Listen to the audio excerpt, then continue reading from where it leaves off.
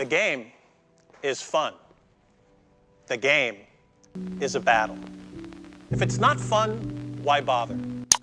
The origin of me ever discovering Dragon's Dogma stems back to the very first time I ever played Oblivion. My childhood friend Trent, who I'm still great friends with to this day, introduced me to the Elder Scrolls series. His grandparents were my neighbors, so anytime he'd go and visit them, he'd bring over his PS3 and we'd try and find any chance we could to go and play it. What we did essentially is we'd both start our very own playthroughs and we'd backseat game each other on our respective conquests. And it was some of the most fun I ever had gaming growing up. I couldn't help but get my own copy of the game, and Oblivion quickly fell as my very first love of the RPG genre at the time. I'll never forget the very first time I ever became Grand Champion of the arena, and being completely enthralled in the world as an existing character in that universe. Since I had discovered Elder Scrolls Oblivion in 2012, Skyrim had already been out for a year, and that game in that of itself is a tangent I can make an entire video out of, but that's not what I'm here to talk about, obviously. Needless to say, that game consumed me as well. I didn't discover Dragon's Dogma until one of my most respected reviewers growing up, Angry Joe, made a review video about it.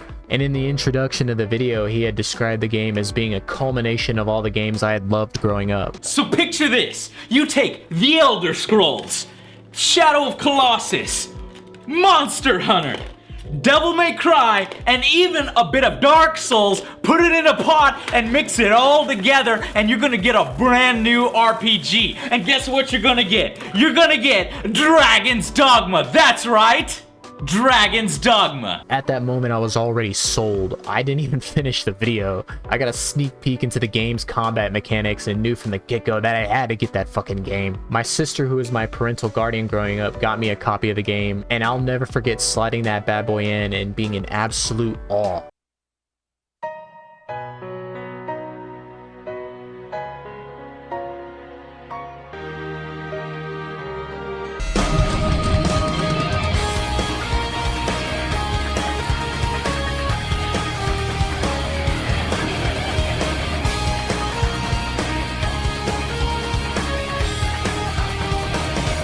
After something like that, I just knew at the time that I was in for something amazing. Like, I was about to embark on a journey like no other.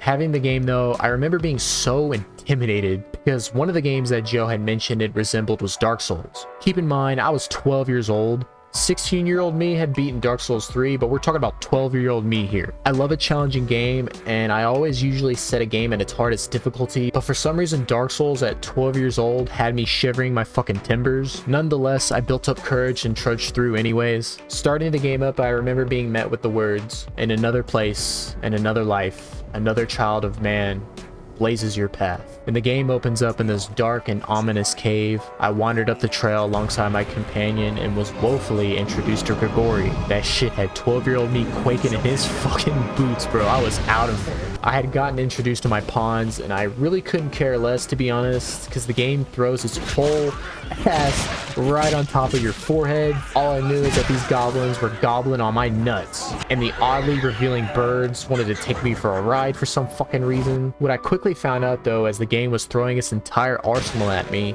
was that the combat was smooth. And I mean, dolphin smooth.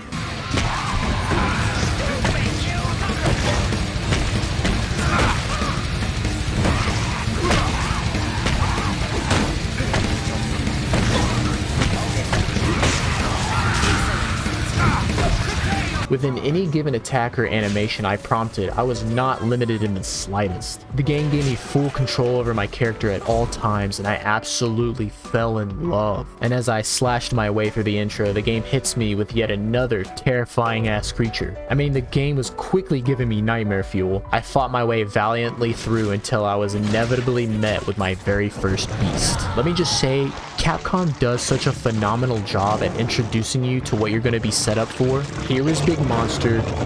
Go slay that motherfucker. And there's going to be more to come. And the game does not hold your hand. You are genuinely going at it with this bastard like a gallant gladiator in the arena.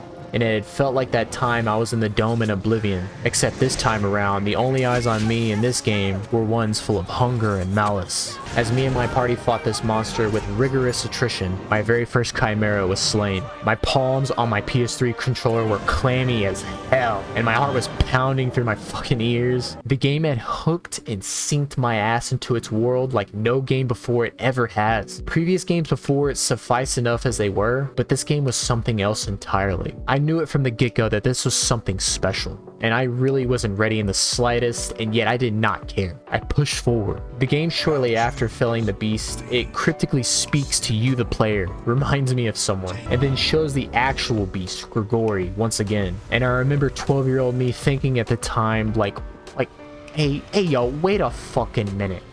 I gotta fight this motherfucker? How in the flying dick am I supposed to do something like that, bro? This looks like a punishment sent by God himself. How in the ass am I supposed to scrap with that?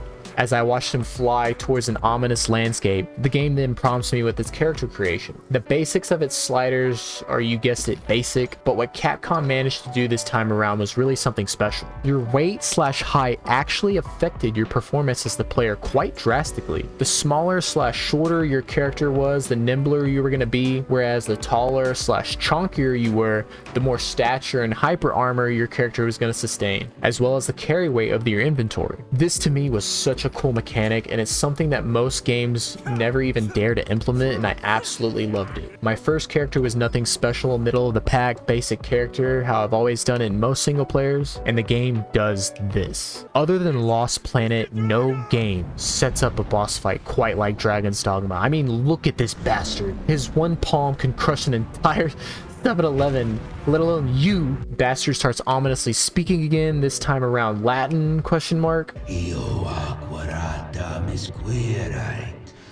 Pops your heart like a perk. I was then met with my very first pawn, Rook. I mean, he's just a little guy. Upon exiting my first village, I'm then met with a fellow pedestrian being absolutely gangbanged by goblins. I quickly disband this fiasco and headed on my way to my very first encampment. I was then met with Mercedes, who Are you here to enlist? You've the statue. As you can see, Capcom draws inspiration from Peak. What can I say? They got great taste. Upon meeting her, I then got the chance at creating my very first pawn. I'll be honest with you, my very first playthrough, I didn't really care for pawns as much. They really were nothing but fodder to me. I made my basic bitch and set out on my very first quest. I go out and slay a silly little cyclops. An ominous cloaked figure lurks about. What's bro doing up there? I then face off against a Hydra. I mean, look at this fucking thing. Are you kidding me? This game proceeds to get more and more badass by the second. I couldn't contain myself. The enemy variety it has to offer was amazing for its time and still stands to this day. After lopping off one of its heads, it then, oh my fucking god, this part of the game, bro. This mission was fabricated in a lab designed by evil scientists to deprive all gamers of joy and love in their hearts. Even monkeys cry in fear of what's to come. The game takes a turn. The game has you strapping up the bastard's head upon a carriage where you're then set out alongside Mercedes to export it to Grand Sorn. This mission was and still is the bane of my existence and is infamous amongst the Dragon's Dogma community. I, for the life of me, could not bear watching this fucking bastard move along at a negative snail's pace. That mission was the bane of me. Everything living up to that moment was perfectly paced, but unfortunately, this mission lives in infamy in my heart. I remember my ass typing in, how in the fuck do I get this bastard ass to the damned city better or some shit, whatever dumb 12-year-olds decide to type up on the internet. I mean, look, kicking the bastard made a move, sure, but it was not enough. You'd look out at the horizon knowing just how much of a distance you were gonna have to trek, and that shit was beyond tedious. You little monster! After what seems like an eternity, I made it to what is essentially the main hub of the game, Grand Sorn. This is when the game quite literally opens up for the player, and where I discovered that upon what I thought were the only 3 vocations at the game at the time, Fighter, Strider, Mage, there were 6 more. Warrior, Ranger, Sorcerer, Mystic Knight, Assassin, and Magic Archer. This blew my little fucking head wide open. The possibilities, the potential, it was overwhelming. The stimulation was, dare I say, stimulating. And this is where I met her, my baby, my lover, Mystic Knight. She was perfect. I gotta tell you, it was perfect. Perfect. Everything, down to the last minute details. With the multifaceted options at your disposal as a magic and fighter user, you could be an absolute unit on the field with full plated armor and a big ass shield. I mean, what more could I have asked for? This class was the quintessential reasoning as to why me and the cult following still love this game so much to this day. After I selected Mystic Knight, I got to the quest where you're met with the Spiral Dungeon of Doom. This part of the game fucked me up. You look down at the damned thing and you were full of terror as you realize there's most definitely something waiting for me down there. I'm scared. The spiraled corridor actually presents a kind of horror that is so unique to the game because the game knows that the player is not ready for these levels of enemies and purposely sets it up that way. Because think about it, look, the zombies are bloated tanks full of health, and then these skeletons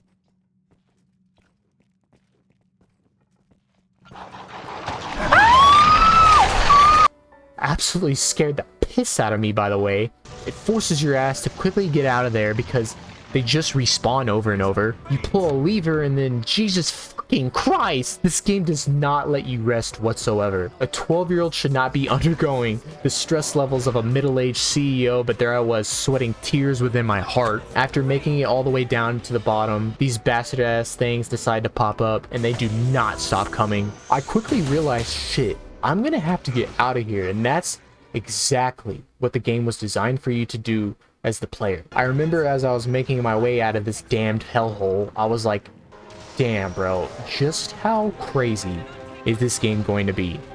Is this game going to whip my ass like this throughout its entirety? Yes and no. This world is Australia 2, and that is a proper analysis, don't get me wrong. Everything in the game wants to kill and rarely ever offers reprieve. I mean, look at the nighttime. When your lantern gets submerged in water and you frantically try and set your lantern up again, only to be met with terrible monsters of the night.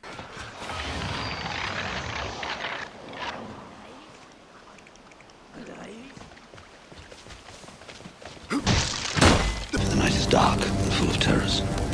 This game's atmosphere and universe is so incredibly foreboding, and it makes the player feel like they need to be better and stronger in order to survive in this treacherous world, in which case, of course, like any classic RPG, this game does just that, but it does so in ways like I've never seen before, like any game in retrospect. Your abilities and skills are beyond flashy and superhuman. This isn't just an RPG, this is an action RPG. As I acquired more and more experience, I was no longer that scared little 12-year-old. I was the Paladin Knight of the Mystic Knight class. Whatever your heart's desire may be, this game is saturated with enough variety that'll facilitate your desired playstyle. Each time my vocation ranked up and I acquired experience, I was so excited to see what I had just unlocked. The amount of dopamine that gives off should actually be illegal. Once I escaped that pit, I remember being met with one of the guards who told me that I was now a worm hunter. You then go out and meet one of the captains of this team of hunters, and he gives you an option to set out on a quest of your choosing. The choice is yours.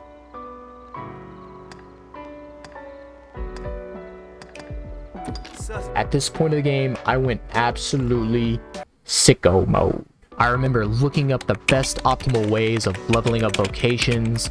That way I could optimize my way through the game. After realizing that I have been looking up methods of progressing the game quite often, an epiphany had struck me. I was in love with the game. I didn't want to just learn Mystic Knight. I want to know about Strider. How fast can one be? A ranger? Nah, dude. Tenfold Flurry looks absolutely insanely satisfying. I gotta see what that's about. Assassin? Dear God, how much damage can a fucking vocation deal? Magic Archer? You're telling me I can sacrifice my pawn and substitute for an ultimate high damaging attack?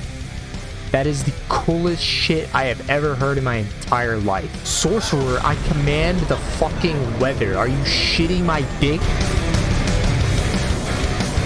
You don't have to be a fan of RPGs to understand the gist of what this game has to offer. All you need is a love for gaming in general. That alone is enough to really appreciate what the game entails for its player base. Whether it be you trekking Bitterblack Isle for your very first time, exploring the expansive open world just to see what's on the other end, or customizing your character with drip that could flood an entire establishment. That's another thing, man. This game's customization is amazing. It really reminded me of Saints Row 2's customization.